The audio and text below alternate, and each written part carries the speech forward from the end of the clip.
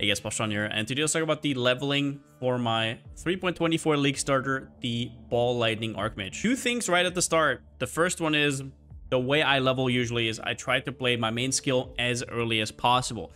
If that's not something you care about, the best possible way to level on a Templar right now is rolling Magma, which we're still going, but you go into Armageddon Brand Cremation. You can look that up yourself on YouTube or just look it somewhere else. I want to go Ball Lightning as soon as possible, and that is going to be level 38 for us. I tested it. It's obviously not as good as the racing strats, but it's still very fun. So that's what you get here.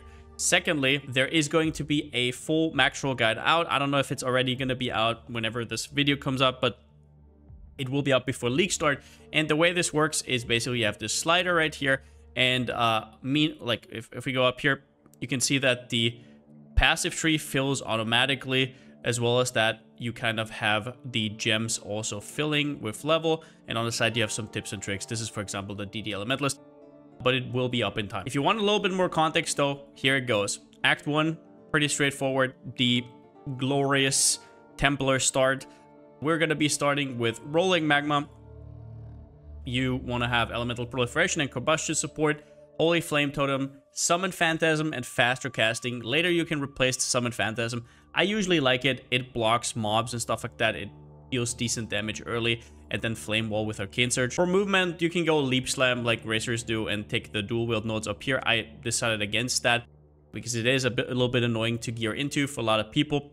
And you can also just go Flame Dash, or you can go Shield Charge and faster attacks and mule a momentum from a ranger, which is usually what I do. But with that said, Act 2 is going to be this cluster right here. And yes, this does not help our Ball Lightning later, so we will have to unspec 4 points, but that is it. That is basically what it is, but it is too strong not to take. The Fire Mastery is ridiculous, 100% increased damage. Also, this cluster here gives us a ton of AoE and extra damage. Then Act 3, like I said, if you want to go Racer Strat, you can go dual wield. That's all good. But we're going to be pathing over to LE Overload. The uptime isn't perfect at this point, but it is what it is. And then we go right to the Life Mastery. After that, we are going to respec into Lightning. Now, this is going to be happening at level 38. I put 41 points in here, but at level 38, you can theoretically respec into Ball Lightning. And that is because at level 38, you get Unleash. And while we're not running Unleash in endgame, early on, it's perfect for Act gameplay, because Act gameplay is basically just move, right click once for your Ball Lightning, move, and so on. It is perfect for Unleash. So whenever you get that at level 38 from the quest reward right before Malachi, you can go Ball Lightning. Other than that, what you want to do as well is Orb of Storms with Power Charge on crit. This is basically just to give your Ball Lightning a little bit better uptime on your LE Overload. As well as that, we have added lightning damage just to add a little bit of damage. It does pretty good in that way. And then Calling Strike. You basically just want to put down Orb of Storms, stand in it while you're casting your Ball Lightning. That is about it. In terms of auras, at round about level 55, whenever we get this cluster, we can use 2 auras. Now, which one you start with completely depends on your playstyle. I go with Haste first. Some people hate being squishy, so they go Grace first. You want to have both. You can also get away with damage aura if you're good at the game, if you know what mobs to avoid. But in general, the leveling isn't super tanky if you go for double damage. So what happens is here we want to respec these nodes into this cluster right here. We get Stormweaver, which is huge. And we get the LE Mastery early, which is, yeah, it's awesome. For Ball Lightning to start working, we need to pick up all the AoE we can get. And this is going to be a theme later as well, because AoE is actually damage. If you guys don't know what that means, check out my build guide again. It's going to be linked down below anyways. A lot of cast speed. Cast speed mastery is incredibly strong early. We don't need the shock mastery yet. We're not really shocking for much anyways. And we want to have deep thoughts and some of that reduced mana cost of skills. It's going to be great. And after that, we're going to be pathing right down to Heart and Soul, which I'm pretty sure is going to happen right now in Act 5. Yep. And we're going 1 point over here because we're prepping for these 2 AoE nodes. Once again, the area damage does not do anything on Ball Lightning, so Blast Radius is not worth. It's only about these 2 points right there. Also, on the way, there's a Dex node and a Strength node, and at this point, if you go Grace or Haste, you will need that Dexterity, so just be aware of that. As well as that, you want to grab a Jade Amulet, right? Just to get a little bit of Dexterity as well there. I think you get one from the Act 3 quest reward as well. The ribbon spool, if I remember correctly. And yeah, so Act 5, you go there. Now, Act 6 is basically just going to be fill out these. If you need strength, put them here, especially if you're shield charged, you're going to need them. And then you start working on these life nodes to path up to sovereignty. Which, guess what? That's exactly what we're going to start doing in Act 7. And then Act 8 is going to be take that and also take the increased damage. You can also put in like a clarity or a vitality if you really want to. After that, you will also see down here, there's a little bit of stuff happening. So we have this pathing right here. In Act 8, what you want to do is you want to path down here, grab the life node, and then connect here so you can respec this point. The reason is that's 10 dex, which is way more valuable than 10 intelligence right now. So that's pretty nice. Then in Act 9, now you can respec the small life node.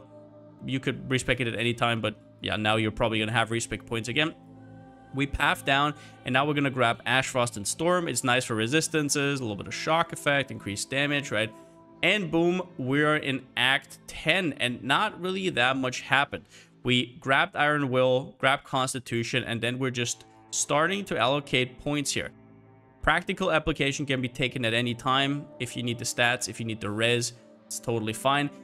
As for Bandit, we're killing all, just so you know. Alira is not really worth it because we're not going to go crit. And after that, you're just prepping for mana stacking by getting Prodigal Perfection. All right, so far so good. You just finished the campaign. Now, how do you respec into mana?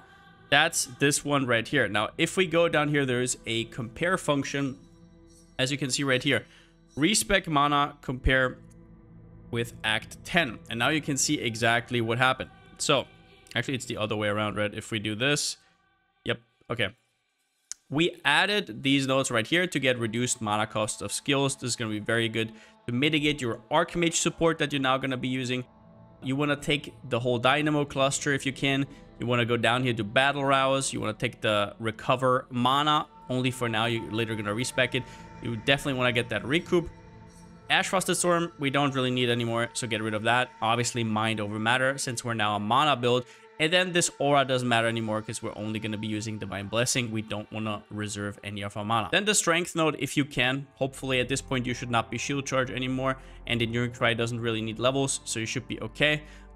And I guess we respec like a small node to go here. And that's because we're now setting up for Instant Leech. We are now a mana build. We just got Sanctuary of Thought, but we need to somehow sustain that energy shield, right? So respec mana. And now next is going to be the Instant Leech. This one's pretty straightforward. You just literally go here and grab that Instant Leech. And all of a sudden, the world makes sense again. Big wow. That's basically it for the leveling. Pretty damn straightforward. In terms of Ascendancy priority, the first one we're going to do is Arcane Blessing. This is straight up just more damage. You'll always have your Arcane Surge up. I know a lot of people like Conviction of Power early. It gives you better EO uptime. It gives you a ton of res and endurance charges. If you really want to go for it, sure. But I would personally recommend this. It's a lot more damage. If you want to respec later, you can do that as well.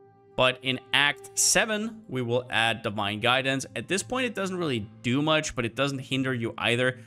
I thought it actually would, because now you take damage from your mana, but you're not a mana build. But in general, I didn't really feel it at the maximum mana, and the little bit of extra damage was very welcome. But this one is not that big. You can definitely skip this until Act 10, in which we then get Sanctuary of Thought. And this is where we start actually being a mana build, and where Ball Lightning starts to pop off. For now, all we did is take some of these substitute AoE nodes, but now we're getting the real deal. We're going to get up to 100%. At this point, you're not going to have 5,000 mana for the max 100% AoE, but you're still going to get like 70 to 80. Make sure that at level 20 something, you're going to get the flat damage recipe. It is from Diala. Right next to Diala, there is like a Atlas room where you can unlock it or look it up online, whatever you want. And then you can craft on 2 spells. Flat damage to spells, most likely lightning damage. Now, wands early are really important. What you want to look for is damage to spells and attacks. And sure, while lightning is your preferred added spell damage, anything goes, right? And sure, cast speed looks nice, spell damage looks nice, but it's all about that flat damage. As long as you don't have high base damage on your skill because of levels, that is going to be absolute key. So look at the right implicits. Also look out for essences, because if you find something like an early Woe essence, which gives you a little bit of spell damage, you throw it on a good 1 base and you hit any sort of flat spell damage, that's going to be GG. Obviously, +2 levels is also incredibly strong, but also a lot rarer. In terms of early uniques, it's pretty straightforward. What you want is Valako's Sign. This ring is incredible and not that rare. Whenever you get this, pick it up. It's just so goddamn good. You can use it until way later, into like the 80s or even 90s. And Maya Spiral just gives you a ton of defensive layers as well as recoup mana, which is huge. One big thing, which is a leveling classic for everybody, is Karui Ward. Do not take this. It gives you increased projectile speed. We do not want that. It will drastically decrease the damage you do. As you can see right here, we're actually using slower projectiles on our ball lightning right here. That's for a reason. Do not get any projectile speed whatsoever. Same thing goes for your wands. And one thing at the end I want to say is that Lightning Warp is actually pretty damn nice. Now that I think about it, I will actually put it right here. Lightning Warp is, in my opinion, good roundabout at level 55 whenever you have haste here, whenever you have a ton of the cast speed filled out. It feels a lot better than I thought. Now, Frost Blink of Wintry Blast is actually even more fun, at least for me personally. This one is basically just a little bit slower, but you don't have to click at the edge of the screen. Frost Blink of Wintry Blast only needs faster casting. You can also support it with Culling Shrek if you want to, as we do in the end game version. It's a good support. Lightning Warp, same thing, but for Lightning Warp, you actually need multiple supports to make it smooth. You obviously need the faster casting, but then another thing that's very obvious, the less duration, and then, I guess not so obvious maybe for some people, the Swift Affliction, which also gives you less duration of supported skills. So the less duration, the better for Lightning Warp. Obviously not that easy to have a 4-link lying around doing leveling for your movement skill, but if you do, I think Lightning Warp is definitely worth it. But yeah, that's about it. Once again, there will be a macro guide up in time for release. I'll also put the link right in here. Notes are not needed. That's literally going to be what the macro guide is for anyways. Just make sure that you have smooth leveling. Whatever you want to level with, go for it. I will be starting ball lightning as soon as possible. But yeah, with that being said, since I still don't have a slogan, see you next time.